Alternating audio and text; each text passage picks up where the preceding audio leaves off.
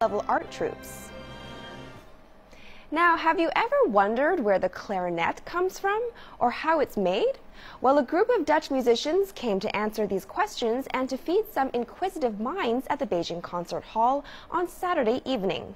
Known as Calefax, this one-of-a-kind musical ensemble reinterprets centuries-old music to suit modern audiences. Julian Wagan went along to a pre-performance workshop to see how young ears are being warmed up. We're only doing clapping right here, but it's a little complicated than just clapping and cheering. Hopefully, we're going to make some sounds and create some nice music. Can you all right. in Chinese? 1, 2, 3, 4. The Calefax Quintet seemed to have a steadfast conviction to reimagine and therefore inspire. Established over 25 years ago, this Amsterdam-based ensemble is now in high demand around the world for their fresh and unique interpretations of music. Yet unlike traditional chamber music, Calefax have dedicated themselves to storytelling with their unique instruments. Ivar Berix, a clarinetist in the group, has been perfecting this art form. It's a concert, but with a lot of theatrical elements. So we hide a lot of different music in the show, so the kids are listening to all kinds of different music, to Hindemith, Shostakovich, Bach, Mozart, many different styles, and in a very playful way. The group started with the aspirations of 4 young boys in a school orchestra in Amsterdam. Eventually forming a wind quartet, they approached composer Willem van Manen to write a piece of music for them.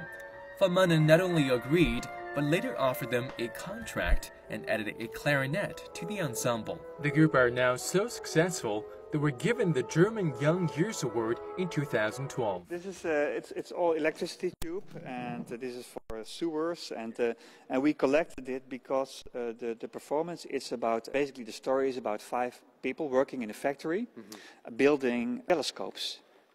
Telescopes. Okay. So we are building all kinds of, I show you all kinds of telescopes. We have this one. I see.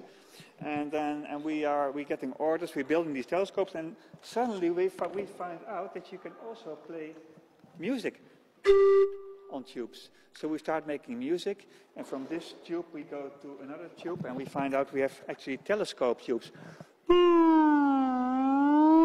So we can play glissando on the tubes. And then, as a miracle, this machine produces 5 instruments.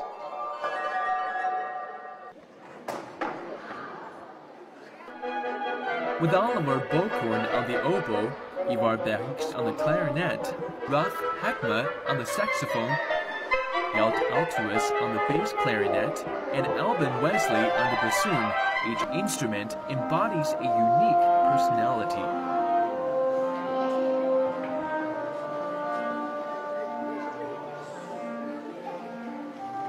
Sometimes tender, sometimes rough. There is always time to make amends. Different from Chinese culture, it's also been specifically staged for children and invites them to be creative. The ensemble had their own creative test when attempting to play the quintessentially Chinese Erchuan Yingyue. Also on the program is Debussy's Prelude from Suite Bergamasque, Gershwin's American in Paris, and Tchaikovsky's Nutcracker Overture. All in all, a lesson for everyone in what we can learn from music and by sharing it. Julian Wacken, CCTV. Cool tunes. Thank you, Julian.